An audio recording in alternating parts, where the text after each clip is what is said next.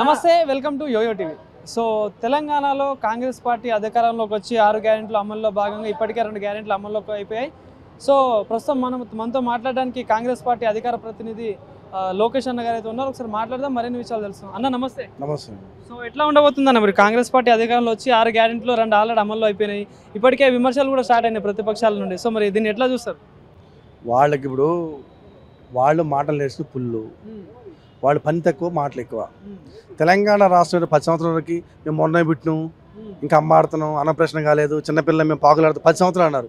అదే ప్రభుత్వం ఏర్పడి వారం రోజులు అట్లా సిగ్గుసరి ఉండాలి మాట్లాడుతున్నా. కొంచెం ఏం మాట్లాడుతున్నాడు, కామన్ సెన్స్ ఉందా కొంచెం వాళ్ళకి?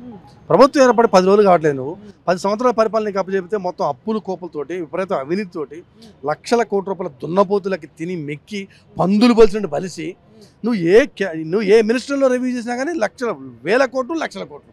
అరే దుర్మార్గులారా, మీ అంత నీచమైన పరిపాలన, మీ అంత దుర్మార్గమైన పరిపాలన, మీలాంటి దుష్ట పరిపాలన భారతదేశం అక్కడ జరిగిందరా? ఇష్టం వచ్చినట్టు దోసుకొని పందుకొక్కలు తినట్టు తిని ప్రజలకి ప్రజానికమైన పరిపాలన అని చెప్పి మీకు మ్యాండేట్ ఇస్తే ఇప్పుడు వచ్చి మీరు అది చేయలేదు ఇది చేయలేదని చెప్పి మేము పూర్తి స్థాయిలో చేస్తాం.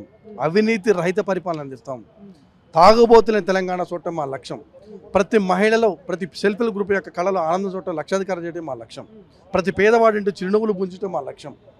నిరుద్యోగులు లేని తెలంగాణ ఏర్పాటు చేయడం మా లక్ష్యం. మేము మా లక్ష్యం చాలా పెద్ద లక్ష్యం. మీరు దుర్మార్గులారా, మేము 5 సంవత్సరాల పరిపాలన చేయడం రాలేదు, మేము 20 సంవత్సరాల పరిపాలన చేయడానికి వచ్చినాం. మేము ఈ తెలంగాణ భారతదేశం ముఖ చిత్రంలో ఒక సువర్ణాక్షరాలతో లిఖించడానికి మేము వచ్చినాం. మీ లెక్క దున్నపోతు లెక్క మెక్కి లక్ష కోట్ల రూపాయలు అవినీతి చేసి ఇష్టం వచ్చిన మాట్లాడటానికి మేము రాలే. మేము ప్రజారంజకమైన పరిపాలన అందించుకు వచ్చినాం. మమ్మల్ని నమ్మి తెలంగాణ 4.5 కోట్ల ప్రజలు మాకు మ్యాండేట్ ఇచ్చారు. మమ్మల్ని మేము చెబుతున్న ఈరోజు మీకు తెలంగాణ ప్రజలకు మీ ద్వారా మేము హామీ ఇస్తున్నాం. ఎటువంటి అవినీతి రహితమైన తెలంగాణ మేము తయారు చేస్తాం. సామాజిక న్యాయంతో కూడిన తెలంగాణ మా లక్ష్యం. నిరుద్యోగులు ఆత్మహత్య చేసుకునే తెలంగాణ మా లక్ష్యం. అలాంటి తెలంగాణ చేస్తే తప్ప వీళ్ళు చెప్పే కళ్ళబోలి మాటలు చెప్పే విధంగా ప్రజలు నమ్మొద్దు. మేము ఏ స్కీమ్ అయితే చెప్పినా 6 గ్యారెంటీ స్కీమ్స్ ఉన్నాయో ఆల్రెడీ 2 ఇచ్చాం. మిగతా 4 కూడా ఖచ్చితంగా ప్రవేశపెడతాం. ఈ దుర్మార్గులు చేసిన అప్పు మనకి నెలకి తెలంగాణ ప్రాంతానికి 10,000 కోట్ల రూపాయలు మనకి ఆదాయం ఉంటే ఈ దుర్మార్గులు చేసిన అప్పుకే 5,000 కోట్ల రూపాయల అప్పు వడ్డీ కట్టే పరిస్థితి ఏర్పడింది. వీళ్ళ మాట్లాడేది ఈ సన్నాసులకి పరిపాలన అప్పచెప్పేటప్పుడు సర్పల్ బడ్జెట్ ఉంది, మిగులు బడ్జెట్లో తెలంగాణ రాష్ట్రం అప్పు చెప్తే 5,75,000 కోట్ల రూపాయలు అప్పు చేస్తారు. మీరు దుర్మార్గులు, మీరు దున్నపోతులకి తిని మళ్ళీ మీరు మాట్లాడుతున్నారు. ఇది పద్ధతి కాదు. మీరు ఏదైనా ఆపోజిషన్ పార్టీలో ఉంటే ప్రజారంజకమైన పరిపాలన అందించడం కోసం మీరు మీకు అనుభవం ఉంటే మీ అనుభవాన్ని మీకు పొందలేదు. మీకు ఒకవేళ ఏదైనా ఉంటే మీరు ఒక ప్రశాంతమైన వాతావరణంలో ఒక సౌహృద భావంతో ఒక ప్రేమతో తెలంగాణ ప్రజలకి మంచి జరిగే విధంగా చెప్పండి. మీరు మీ యొక్క సలహాలు సూచనలు పాటిస్తాం మేము. అంతేగాని ఇష్టం వచ్చినట్టు కూర్చొని మైకి దొరికిన కానీ ముందు పెట్టుకొని ఇష్టం వచ్చిన మేము మాట్లాడుతాం అంటే తెలంగాణ ప్రజలు క్షమించరు. ముఖ్యంగా మేమంటే సరే మాట్లాడకుండా తెలంగాణ ప్రజలు మేము ఉరికించుకొట్టే పరిస్థితి ఉంటుంది. ఇప్పటికైనా ఖబర్దార్ చెప్తున్నాం. వాడు ఇక పల్లరాజేశ్వరుడు కూర్చొని మూల కూర్చొని ప్రభుత్వం పడిపోద్ది, ఏదో కడియం శ్రీరంటే ఆయన మూల కూర్చొని అసలు వీళ్ళే ముందు అడగ విషయం ఏంటంటే పల్లారాజేశ్వరరెడ్డి, అదేవిధంగా రాజా సింగ్, కడేశ్వర, వీళ్ళు ముగ్గురు దొంగలు. మేము వస్తాం బతిలాడుతున్నారు వాళ్ళు. మేము కాంగ్రెస్ పార్టీకి వస్తాం మమ్మల్ని తీసుకొని బతిలాడే వ్యక్తులే వీళ్ళు బతిలాడుకుంటూ వాళ్ళని ఎక్కడ కేసీఆర్ మళ్ళీ వాళ్ళకి తెలుసుగా మళ్ళీ ఇంటెలిజెన్స్ రిపోర్ట్ పోతుంది కాబట్టి ఎక్కడ మళ్ళీ వాళ్ళు ఏం చేస్తారో ముందే ప్రభుత్వం పడిపోతుంది చెప్పి మళ్ళీ ఆటలాడుతున్నారు. ఈ దొంగ మాటలు, కళ్ళబొల్లి మాటలు ప్రజలు నమ్మరు. మీరున్న పార్టీలో మీకు ప్రజలు మిమ్మల్ని గెలిపించారు. మిమ్మల్ని పరిపాలన చేయమని, ప్రజారంజకమైన పరిపాలన అందించమని, మీ నియోజకవర్గాలు అభివృద్ధి చేయమని మేము గెలిపిస్తే మీరు ఇష్టం వచ్చినట్టు మాట్లాడుకుంటూ మేము ఆ పార్టీలో పోతాం, మేము ఏ పార్టీలో మాట్లాడతాం, కాలేజీలు డెవలప్ చేసుకుంటూ లక్షల కోట్లు మింగుతాం. ఇది కాదు కావాల్సింది.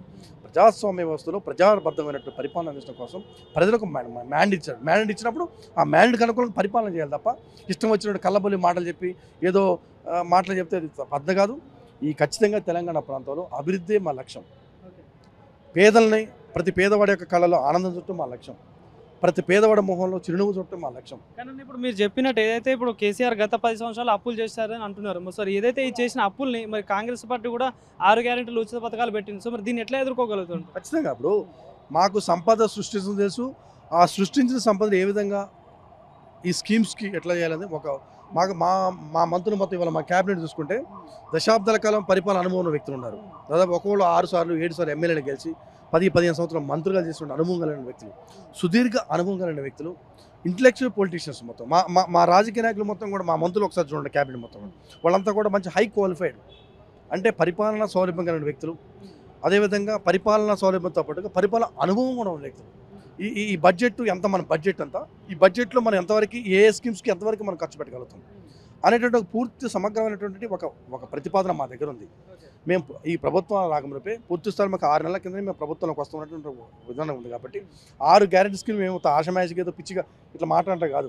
మేము 20 సంవత్సరాలు పరిపాలన చేయాలి. ఇంకా అందుకోసం మనకి ఎంత బడ్జెట్ ఉంది, ఆ వచ్చిన బడ్జెట్ ఏ విధంగా ఖర్చు పెట్టాలంటే ఒక సమగ్రమైనటువంటి నివేదిక మా దగ్గర ఉంది.